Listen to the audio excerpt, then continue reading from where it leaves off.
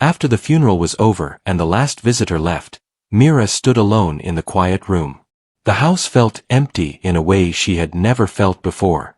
Her husband Ravi had been gone for 3 months, yet every corner still carried his presence. The chair he used to sit on. The cup he drank tea from. The silence felt heavy. Her son Noah, only 12 years old, sat near the window. He did not cry much anymore, but his eyes looked tired. Losing a father at such a young age had changed him. Mira tried to stay strong for him, but inside, she felt lost. One afternoon, while cleaning a storage box under the bed, Mira found something unexpected. The box belonged to Ravi. It was locked before, but the lock was now broken. Inside were old papers, tools, and a folded document wrapped in cloth. She opened it carefully. It was a property paper. Mira read the address twice. It described a house built on a cliff near the sea, far away from the city. Her heart started beating faster. In all their years together, Ravi had never mentioned such a place. Noah noticed her face change. "Mom, what is it?" he asked. Mira showed him the paper. "Your father owned another house," she said softly. Noah looked confused. "Why did he not tell us?" Mira had no answer. That night, she could not sleep. Questions filled her mind. Why would Ravi hide something like this? Why was the house so far away? And why did it feel like he wanted them to find it only now? 2 days later, Mira made a decision. She packed a small bag and told Noah they were going on a short trip. Noah agreed without asking many questions. Something inside him wanted to know more about his father. The drive took many hours. The road slowly changed from busy streets to empty paths. Tall hills appeared on both sides. The mobile signal disappeared. The air became cooler, carrying a salty smell. As they moved closer to the location, Mira felt nervous. Her hands tightened on the steering wheel. Finally, the road ended at a narrow dirt path. There were no houses nearby. No people. Just tall grass moving with the wind. Then they saw it. The house stood alone on the edge of a high cliff. One side faced the open sea, and the other faced solid rock. The waves crashed far below, their sound rising like a deep breath. Noah stepped out of the car and stared. "It looks strong," he said. "Like it is holding onto the land." Mira felt the same. The house looked old but cared for. The walls were firm. The windows were clean. This was not an abandoned place. Mira found a small key taped behind the property paper.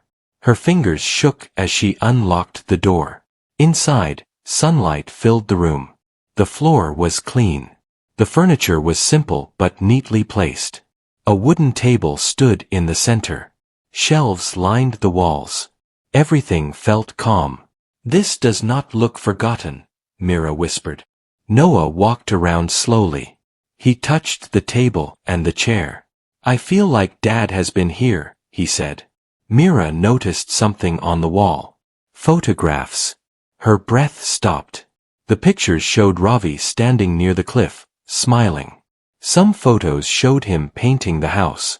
Others showed him planting small trees. In one picture, he held a very young Noah in his arms. Mira's eyes filled with tears. "He brought you here," she said. Noah looked at the photo closely. "I do not remember," he replied. "You were too young," Mira said. They walked into the bedroom. The bed was neatly made. A blanket was folded with care. In the corner, a wooden chest rested quietly. Inside the chest were notebooks. Mira opened the first one. It was Ravi's handwriting. The first page read that this house was built for peace, not for escape. Mira sat down slowly, holding the notebook. Noah sat beside her. Ravi had written about feeling tired of noise and pressure. He wrote about coming to the cliff and listening to the waves. He wrote about building the house little by little, with patience. Then Mira reached a page that made her chest ache.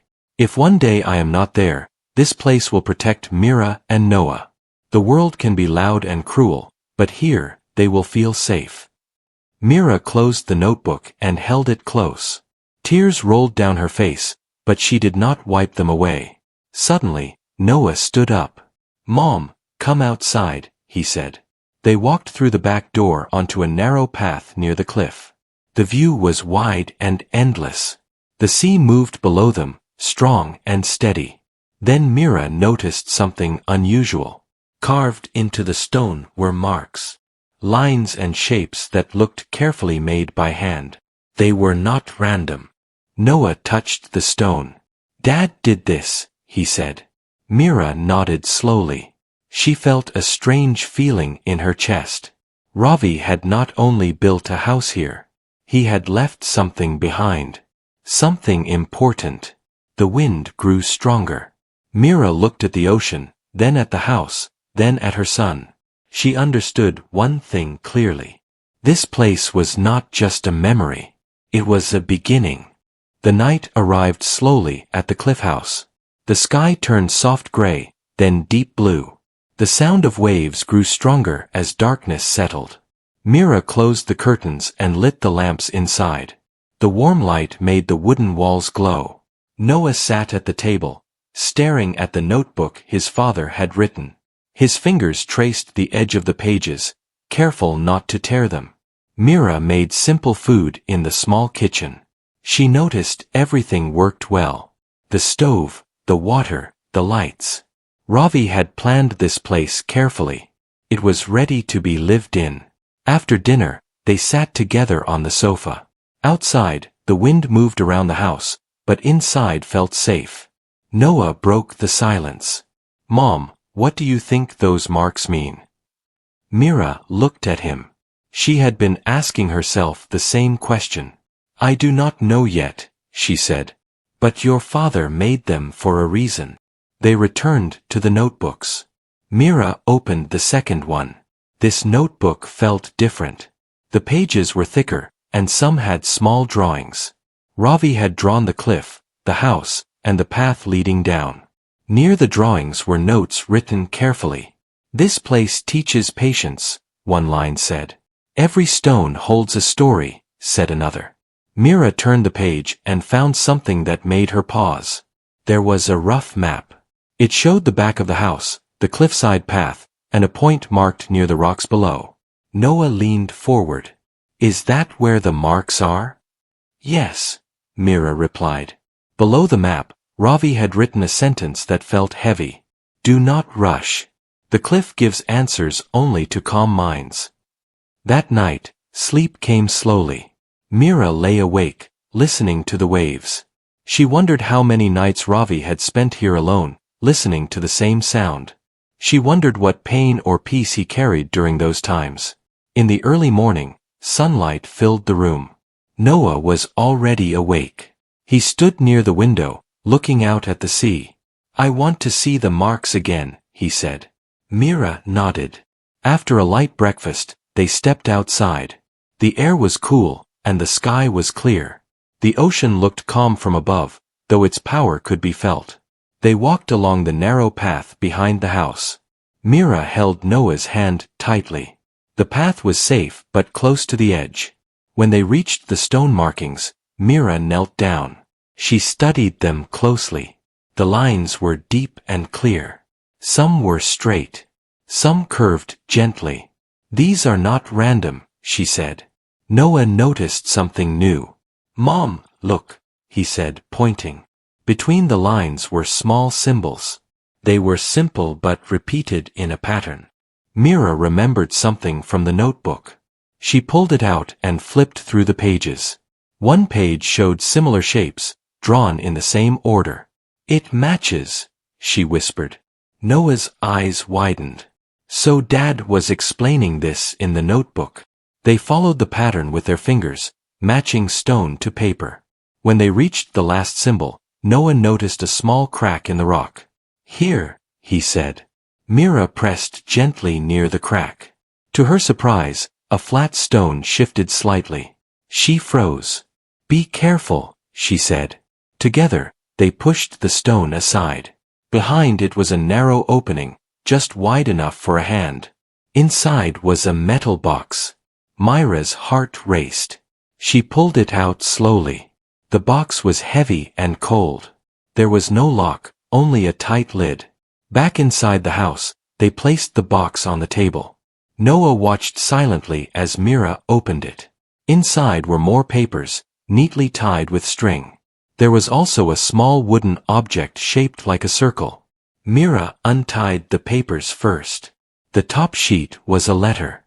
"My dear Mira and Noah," it began. Mira felt her throat tighten. She read slowly. Ravi wrote that he had found something near the cliff many years ago while clearing rocks. It was not treasure. It was knowledge. Old records left by people who once lived near the sea. They believed the cliff was a place of balance and safety during storms. Ravi wrote that he studied these records. He believed the cliff held a natural protection. The shape of the land and rocks guided wind and water away during strong weather. "This house stands because of the cliff," Ravi wrote. "Not against it." Noah listened carefully. "So the house is safe," he said.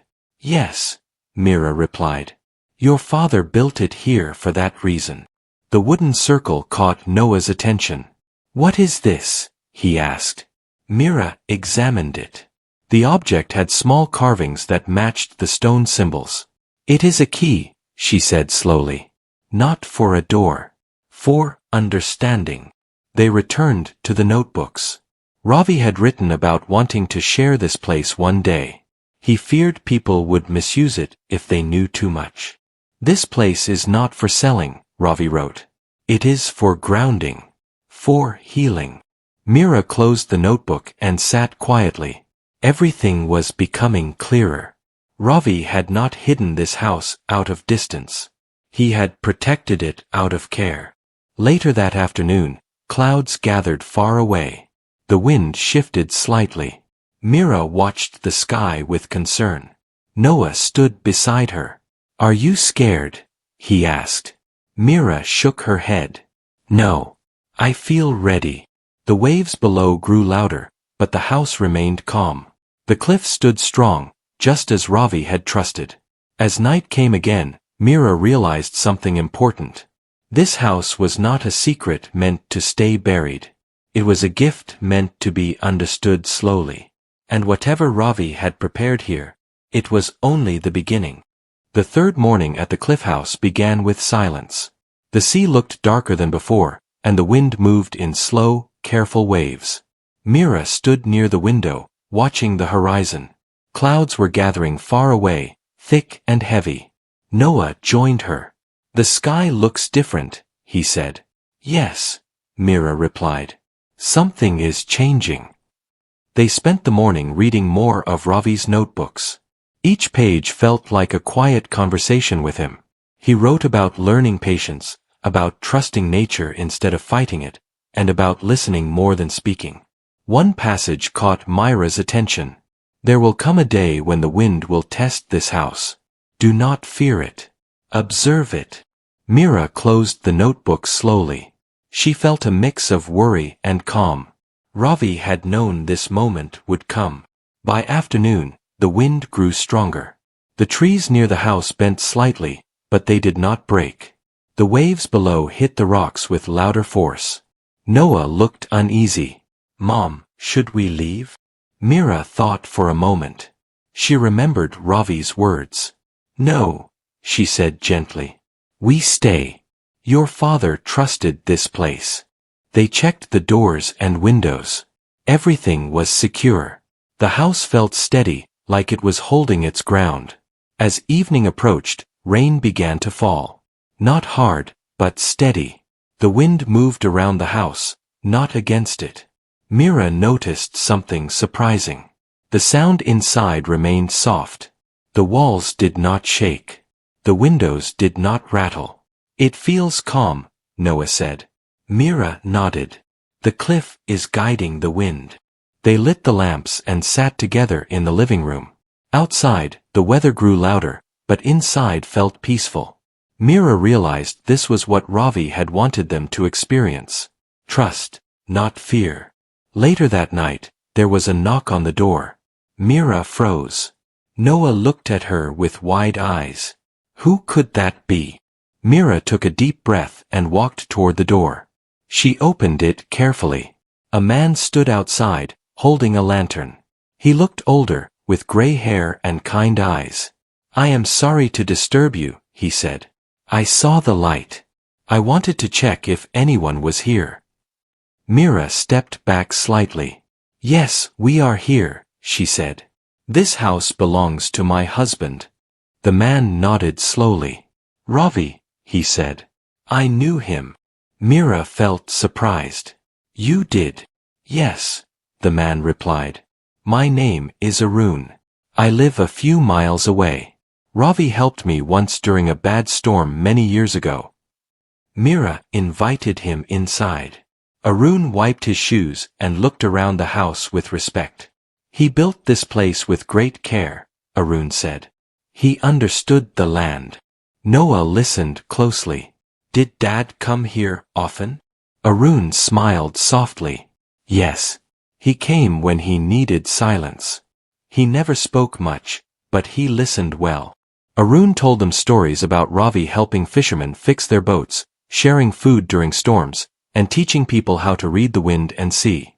He believed knowledge should protect, not control, Arun said. Mira felt tears in her eyes, but they were warm tears. She was learning new sides of the man she loved. As the storm reached its peak, thunder rolled in the distance. Rain fell harder. Arun watched the house carefully. It is holding, he said with pride. Mira looked around. The house remained strong. The wind moved past it, guided by the cliff's shape.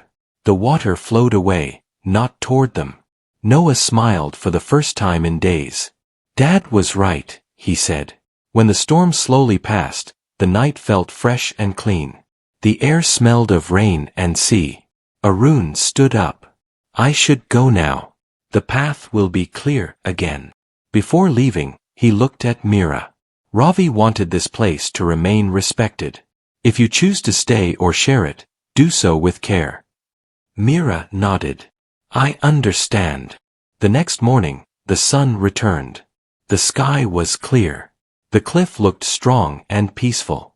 Mira and Noah walked outside. The land looked unchanged, calm after the test. Noah picked up a small stone near the markings. This place feels alive, he said. Yes, Mira replied. It is alive with meaning. They returned inside and opened the last notebook. Ravi had written one final message. If you are reading this, you have stayed through the storm. That means you are ready. This house is not just for shelter. It is for teaching others how to live with respect for nature and for themselves. Mira closed the notebook and looked at Noah. Your father wanted this place to help people, she said. Noah nodded. Then we should not keep it only for us. Mira smiled. For the first time since Ravi's passing, she felt clear. They spent the day cleaning the path, fixing small things, and opening the windows wide. The house felt brighter. As the sun set, Mira stood at the edge of the cliff, holding Noah's hand. They had come here searching for answers. They found purpose.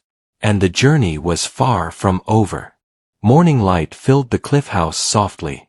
The storm had passed, leaving the air clean and calm. Mira stood near the doorway, breathing in the fresh sea air. The land looked peaceful, as if nothing difficult had happened the night before. Noah stepped outside and stretched his arms. It feels new, he said. Yes, Mira replied. Like a fresh page. They spent the morning walking around the land near the house. Mira noticed how carefully everything was placed. The path followed the natural curve of the cliff. Small stones guided water away from the walls. Ravi had thought of every detail. Noah found a wooden bench near the back of the house. Dad built this, he said with confidence. Mira smiled. He did. Later that day, Arun returned. He brought fresh bread and warm soup. He sat with them at the table and listened as Mira spoke about the notebooks and the wooden circle. Arun nodded slowly. Ravi believed this place could help people find calm, he said. Many here struggle during storms, both outside and inside. Mira felt the weight of his words. She had been thinking about the same thing since reading the final notebook. That afternoon, Mira and Noah opened the house completely.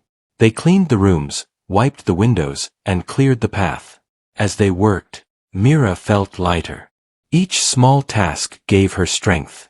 Noah stopped near the wall of photos. "Mom," he said, "Dad looks happy here." Mira looked at the pictures again. Ravi's smile felt real and free. "He found peace here," she said. As the sun moved lower, Mira sat alone on the bench near the cliff. She thought about her life in the city. The noise. The rush. The long days. She thought about Noah, growing older, needing space to breathe and learn. Arun joined her quietly. "You are thinking about staying," he said. Mira nodded. "I am. But I am afraid." "That is normal," Arun replied. "Big choices always bring fear." That evening, a few local people arrived at the house. Word had spread that someone was living there again. They brought simple food and kind words. They spoke about Ravi with respect. "He helped us," one woman said. "He taught us how to protect our homes during storms." Mira listened carefully. She realized that Ravi's work had touched many lives. Noah stood beside her, proud. "Dad helped people without telling us," he said quietly. "Yes," Mira replied. "And now we know." After everyone left, Mira and Noah sat together near the fireplace. "Do you want to stay here?" Mira asked. Noah thought for a long moment. "I miss the city," he said honestly. "But I feel strong here." Mira hugged him. "Whatever we choose together." That night, Mira opened one last notebook she had not fully read. Ravi had written about choice. "Love is not holding on," he wrote. "It is allowing growth." Mira understood then. Ravi had not expected her to stay forever. He wanted her to decide freely. The next day, Mira walked along the cliff path alone. She felt calm. She felt clear. She returned to the house and found Noah drawing at the table. "What are you making?" she asked. "A plan," Noah replied, "for helping people learn about storms and safety." Mira smiled. "That sounds like your father." She made her decision that afternoon. They would stay for now. They would learn. They would share the house as a place of calm and knowledge. Not forever, but for as long as it felt right. Mira spoke with Arun and the local people. Together, they planned simple meetings. They would teach others how to read weather signs, how to respect the land, and how to stay safe. As the sun set, Mira stood at the cliff edge again. She felt sadness, but also hope. Ravi's absence no longer felt empty. His presence lived on through purpose. The house on the cliff was no longer a secret. It was becoming a place of connection. And one final chapter still waited. The final morning at the cliff house arrived with gentle light. The sea below moved slowly, calm and steady. Mira stood near the window, holding a warm cup in her hands. She felt different now. The weight she had carried since Ravi's passing felt lighter, not gone, but understood. Noah stepped outside first. He walked toward the stone markings near the edge, careful and respectful. He no longer touched them with curiosity alone, but with meaning. Mira joined him. "This place taught us something," Noah said. "Yes," Mira replied. "It taught us how to listen." Over the next few days, people from nearby areas began to visit the house. Not in crowds, but quietly. Some came to learn. Some came to remember Ravi. Others came simply to sit and breathe. Mira and Noah welcomed them kindly. They shared what Ravi had written. They showed how the cliff guided wind and water. They spoke about patience, calm, and respect for nature. The house slowly became a place of learning, just as Ravi had hoped. One afternoon, a young family arrived during strong winds. They looked afraid. Mira invited them inside. The house stood firm, calm against the weather. The father looked around in surprise. It feels safe here, he said. Mira nodded. It was built to be. That night, after the visitors left, Mira sat alone with the notebooks spread across the table. She read Ravi's words one last time, not searching for answers anymore, but thanking him silently. Noah came and sat beside her. Mom, he said, are we leaving soon? Mira smiled gently. Yes, she said. One day. Noah did not look sad. That is okay, he said. We do not need to stay forever to keep this place alive. Mira felt proud. Her son had grown in ways she never expected. The next morning, Mira walked the path one final time. She touched the stone markings lightly. She looked at the ocean, wide and endless. She spoke softly, though no one else was there. Thank you, she said. Before leaving, Mira placed the notebooks back into the wooden chest. She kept one page with her, a small note Ravi had written. Peace is not a place. It is a choice. They locked the house carefully. Arun stood nearby, watching. You will return, he said. Yes, Mira replied. But we know now that we carry this place with us. Arun nodded with understanding. As Mira and Noah drove away, the house grew smaller in the distance. It no longer felt like something they were losing. It felt complete. Weeks later, back in the city, life slowly found a new rhythm. Noah returned to school, calmer and more confident. Mira returned to her work with clarity. They stayed in touch with the people near the cliff. They shared ideas, notes, and plans. The house continued to serve its purpose, even when they were not there. One evening, Noah placed a drawing on the table. It showed a house on a cliff, standing strong. Mira smiled. You remember it well, she said. I always will, Noah replied. Mira realized then what had truly changed everything. It was not the house. It was the understanding that love does not end. It transforms. It guides. It protects in quiet ways. Ravi had not left them with a secret. He had left them with strength. And the cliff, standing tall above the sea, had given it back to them.